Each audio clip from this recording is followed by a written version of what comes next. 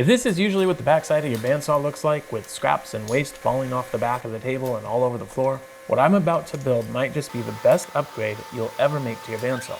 Today I want to show you guys how to make one of the cheapest and most efficient upgrades you can make, and that's a cutoff tray.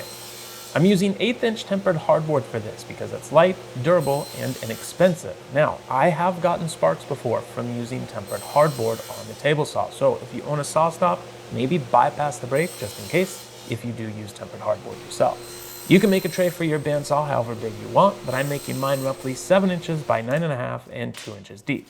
Just keep in mind that the bigger you make the tray, the more it can hold, but because it's going to be mounted to the side of the bandsaw table with magnets, you don't want the added weight pulling it off the table. To fasten everything together, I'm using CA glue, or commonly known as super glue. I have a piece of parchment paper under and behind my parts to prevent the glue from coming in contact with my table saw fence, which I'm using as a 90-degree jig. I run a bead of glue on the inside corner and then spray it with a little accelerator to speed up the cure time. You might notice that the smooth side of the tempered hardboard is facing what will become the inside of the tray. This is important because if you use the soft or rough side, the CA glue will soak down into the fibers and take not only forever to cure, but usually just make a huge mess. Yes, I know this from experience. Once all 4 sides are attached to each other, I can secure the bottom of the tray to the walls in a similar fashion, holding one wall down and pressed against the fence, and then running a bead of glue along the bottom corner and letting it cure. Once that side is cured, I'll bring it to the bench and do the same thing with the other 3 bottom seams. This is essentially welding, and it works incredibly well. In fact, the tray I previously had mounted to my bandsaw has been going strong for the better part of 6 years. The only reason I'm retiring that one is because I want to make one with a little bit more capacity.